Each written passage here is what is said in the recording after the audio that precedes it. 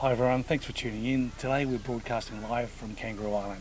For those who missed our first broadcast last week, we'll throw a map up here again so you can see exactly where Kangaroo Island is in relation to Australia. We're just off the south coast, only about 20 minutes flight from Adelaide. Right now we're literally at home in our backyard in Cygnet River. That's only 10 minutes inland from Kingscote where we filmed last week. The focus here this morning is going to be on koalas, and that's going to be pretty relaxed because koalas are pretty chilled. That whole social isolation thing, they've got it nailed because they're very solitary animals. And this guy, this is a male, he's sitting up there. You can see it's a male, it's that big white chest, and just in the bottom of the screen there you can see there's a bit of a dark vertical stripe right in the middle of his chest, and that's a scent gland. So what they'll do, they maintain a territory. The males will have a set territory which is maintained in two ways. One is by rubbing on that gland on the tree and basically putting a scent mark. So if a young koala, in particular a young male, comes along and smells someone else has marked a tree, they'll move on somewhere else. The other way which they maintain their territory is by calling. It's a much louder and really guttural sound, and it sounds a bit like this, and this big fella will probably react to this. The sound which they'll usually make early in the morning or in the evening is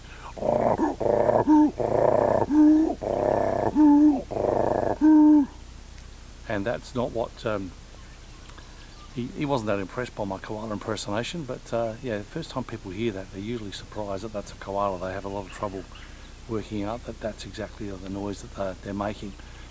The koalas, there's a myth that you often hear sprouted about koalas, that they're intoxicated or they're stoned from the eucalyptus. That's a good story, but it's not really true. Certain times of the year, brush-tailed possums will eat just as much eucalyptus leaf as what these guys do, but they remain really active because they supplement their diet with all sorts of other things which are much higher in energy. And that's really the key to why koalas are so passive and so sleepy. The food that they eat, which is eucalyptus leaves, and that's all they eat, is really low in energy, and they're unable to digest that directly. They rely on the microflora in their gut, so a little bacteria in their gut, to break down the cellulose in the eucalyptus leaves, and because of that they really need a big fermentation chamber. So not sure if everyone's still got their appendix. We don't use our appendix. Our appendix is about the same size as our little finger, as our pinky, and for koalas theirs is about 2 meters long or 6 feet long, so much larger. So why is that? Well, that's where all the fermentation takes place in their gut. So what happens is they'll eat the leaves and then chew them up, grind them really finely, and that goes through their gut and ends up in their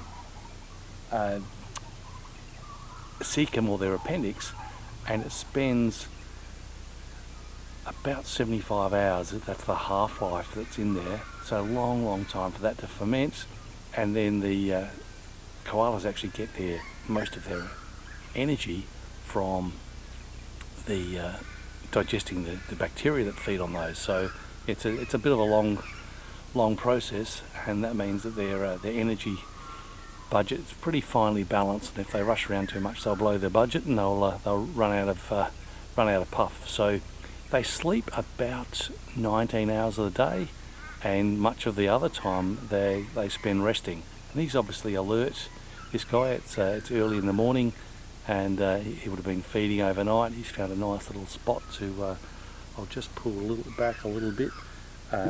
Just found a nice little spot to rest in. Just zooming back out a bit so you can see the setting that he's found there. So nice crook of a tree just over the over the river. And so he'll sit here for much of the day today, and then towards sunset in the evening he'll wander up to the top of the trees where there's nice green shoots, nice little fresh shoots, and start feeding again. And they eat about 1 kilogram of leaves a day. That's about 2.2 pounds, so that's a lot of leaf when you look at how much one eucalyptus leaf weighs. The eucalyptus leaves are really high in a whole lot of compounds that are pretty heavy duty. So there's phenols and cyanide precursors.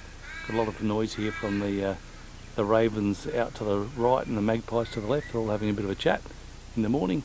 So these compounds in the leaves are really, really hard for the koala to deal with. So they've got their liver has evolved to be much, much larger. It's probably double as a percentage of their body weight, double what it is for people, and that also takes a bit of energy to break down. So that's another reason why they're so low energy and pretty relaxed. Now, in terms of their energy use, the most expensive organ we have in our bodies to run is our brain. It takes depending on the species, can take up to 40% of our energy is really just keeping your brain running. So one of the adaptations koalas have had to really surviving without much energy is their brain is pretty small. It's about their skull's about the size of a my clenched fist, I'm pretty big, so it's a big fist, and then inside that there's a brain about the size of a walnut. So not many Nobel Prize winners in the koala population. So I talked a little before about the fact that the males have got a territory. There might be 3-4 females that will live in the same area, and they tend not to be so territorial. They get on a bit better, so you won't see them maintaining their territory actively like the boys do. And again, like the males, like this guy here, they're pretty solitary, and it's really only in our summer, so November, December, January, when the females come into season, it's breeding season, and that's when they get together. So koalas, like a lot of the mammals in Australia, are marsupials, so that means they've got a pouch, and their little ones are born really, really prematurely compared to a placental mammal like us.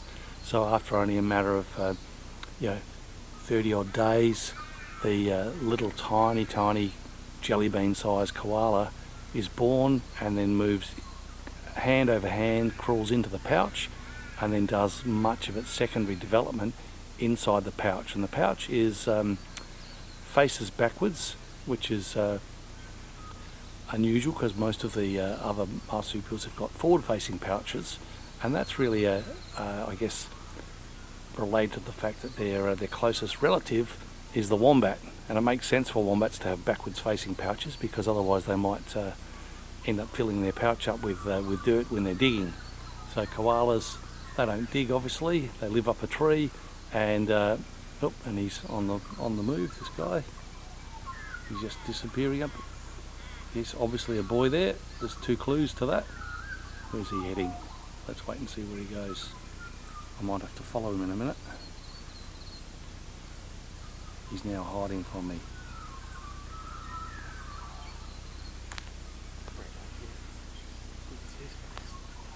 Alright, so we're just going to have a bit of a crack at that moving. So this will be a bit of a... I'll try and do it as still as I can. Just... Oh, one little face there, just hold on while we get a top one. Thanks, Blair.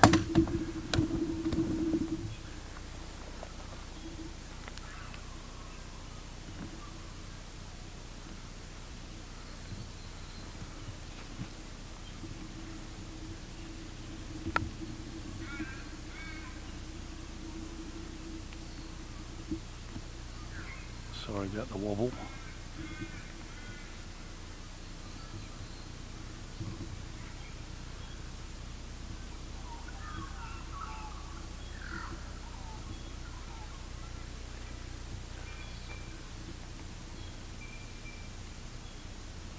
Alright.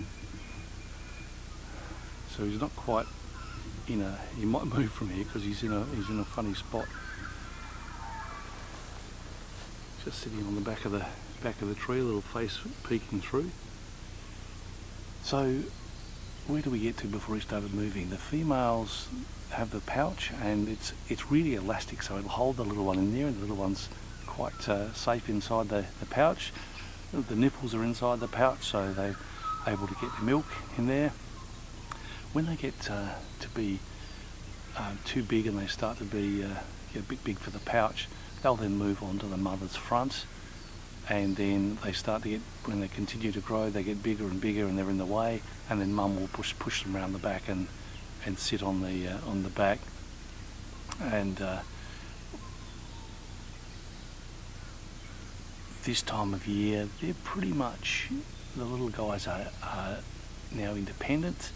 And so the mums, you don't see, if there's a female, you don't see the joey because it's a little tiny one. So they have one once a year, and that process takes about 1 year from birth to independent, and then the process starts again. So whilst they only have a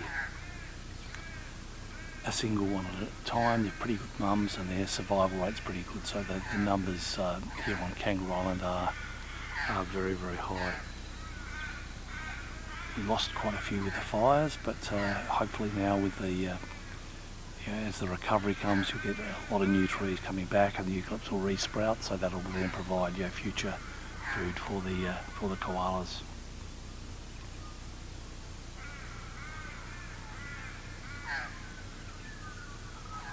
He's quite happy just sitting there watching us, peeking through the fork of the tree there.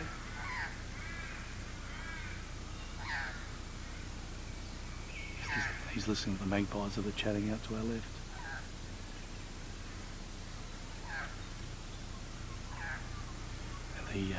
The size of the different organs we have gives you an idea of how important they are in terms of their life. Koalas have got a big nose, so their sense of smell is really important. Their eyes, tiny, so they're not so important.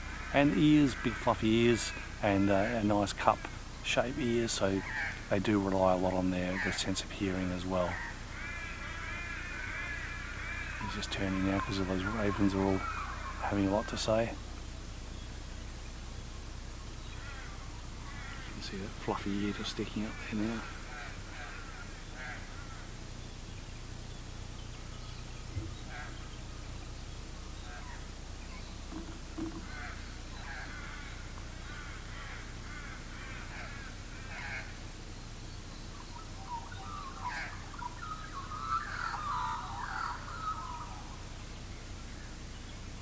So I reckon we're going to wrap this up because he doesn't look like he's going to do too much, and we might all end up half asleep if we continue to sit here and watch koalas. So thanks for tuning in. Our new website's live, so you can have a look at a bit. There's a little more information there on what we get up to, and next week we're going to have a go at filming some of the kangaroos, the Kangaroo Island kangaroos. So tune in for that. Again, we'll put up reminders about that for when to tune in. But yeah, wherever you are in the world, whatever time it is, enjoy your day, your night, and yeah, appreciate your interest, and look forward to seeing you again next week. Cheers.